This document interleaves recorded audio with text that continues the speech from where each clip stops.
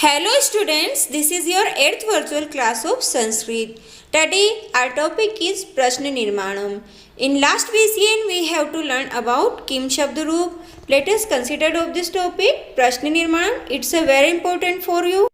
बच्चों, संस्कृत में हमें प्रश्न निर्माण करने के लिए मुख्यतः 5 नियम या बातों का ध्यान रखना होता है, जो कि इस प्रकार है।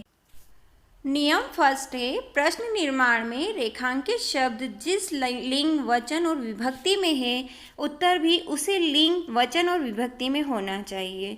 इट मीन्स आपको एक सेंटेंस दिया जाता है और वहाँ पर एक शब्द दिया जाता है जिसके नीचे अंडरलाइन होता है या हाईलाइट किया होता है।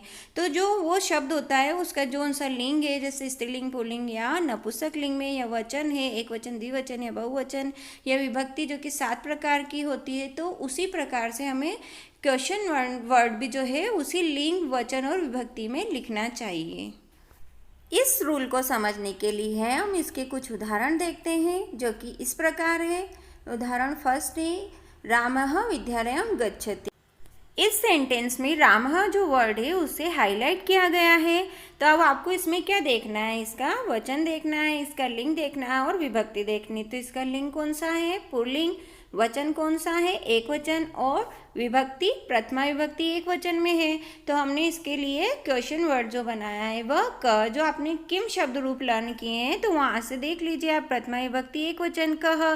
तो आंसर बना, इसका क्वेश्चन बना कह विद्यालयं गच्छति। यहाँ पर सबसे महत्वपूर्ण एक और बात ध्यान रखने की है कि क्वेश्चन बनाते समय आपको लास्ट में क्वेश्चन मार्क लगाना जरूरी है।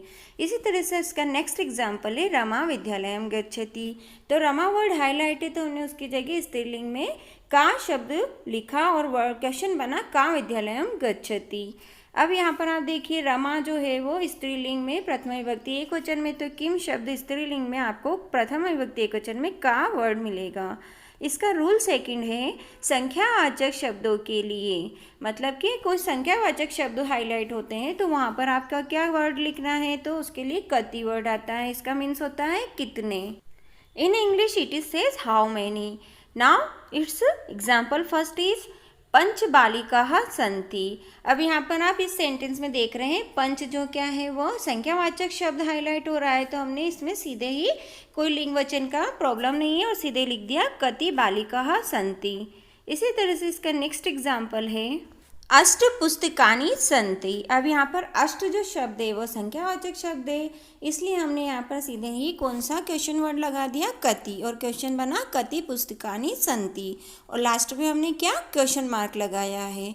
इसी तरह से इसका नेक्स्ट रूल नंबर 3 है, स्थानवाचक शब्दों के लिए अगर कोई हाईलाइट वर्ड जो है वो स्थानवाचक में आ जाता है, तो वहाँ पर कौन सा क्वेश्चन वर्ड आता है?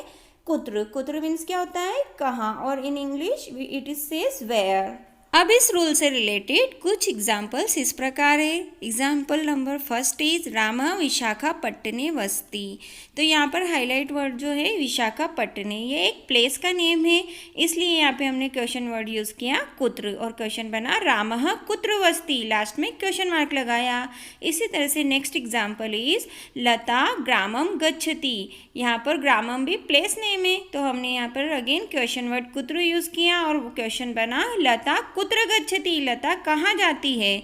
और लास्ट में हमने इसमें क्वेश्चन मार्क लगाया है। क्वेश्चन बनाते समय आपको हमेशा ध्यान रखना है, हमें क्वेश्चन मार्क ही लगाना है। नाउ नेक्स्ट रूल इज कालवाचक शब्दों के लिए।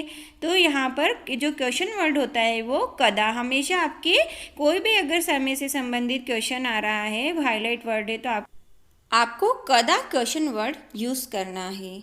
इसी तरह से इसमें हम कुछ एग्जाम्पल्स देख रहे हैं। फर्स्ट है रामः सायंकालं क्रीडन्ति। अब यहाँ पर सायंकाल जो है वो कालवाचक संबंधित शब्द है और हाईलाइट है, तो हमने यहाँ पर कदा क्वेश्चन वर्ड यूज़ करा और क्वेश्चन बना रामः कदा क्रीडन्ति। इसी तरह से नेक्स्ट एग्जाम्पल है रम्या प्रातः काले ध्यानं करोति। प्रातः काले क्या इंडिकेट कर रहा है? टाइम को इंडिकेट कर रहा है, तो हमने यहाँ अगेन कदा क्वेश्चन वर्ड यूज़ किया और क्वेश्चन बना रम्या कदा ध्यानम करोति। इसी तरह से इसका नेक्स्ट रूल है गुण या विशेषणवाचक शब्दों के लिए, मतलब अगर कोई गुण या विशेषणवाचक शब्दों के लिए अगर कोई क्वेश्चन बनाना है तो आपको कौन सा क्वेश्चन वर्ड यूज़ करना है, कीदृश। इसका मीन्स होता है कैसा, इन English it is called how is. अब हम इस रूल से संबंधित कुछ उदाहरण देखते हैं। तो उदाहरण नंबर फर्स्ट इज सुंदरः कृष्णः हस्ति।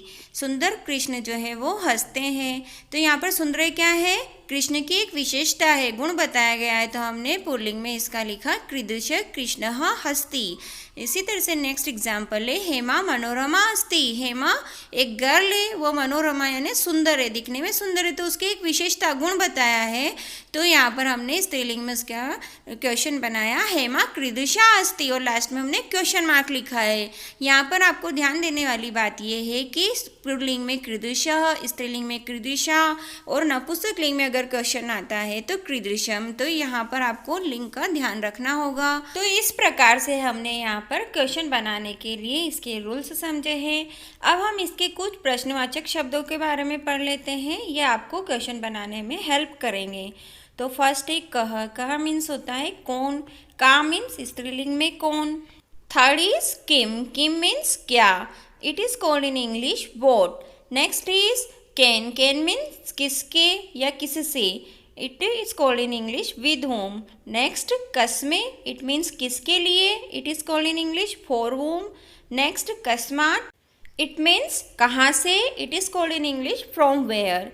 इसी तरह से हम इसके कुछ और शब्द देख रहे हैं आगे। सेवंथ इज कस्य। कस्य मीन्स किसका, it is called in English of. Next है कदा। कदा मीन्स कब, when, it is called in when. Next is किमर्थम मीन्स क्यों, it is called in English why. Next is कुत्र। कुत्र मीन्स कहाँ, it is called in English where. Next कुतः। कुतः मीन्स कहाँ से, it is called in English from where. Next is कति। कति मीन्स कितने, it is called in English how many. Next है 13 एंड लास्ट कीदृश। कीदृश मीन्स कैसा, it is called in English how is. इस तरह से आज हमने प्रश्न कैसे बनाए जाते हैं उसके बारे में अच्छे से सीखा है। Now it's your homework, do it in your Sanskrit grammar notebook with neat and clean writing. Thank you children. Have a nice day.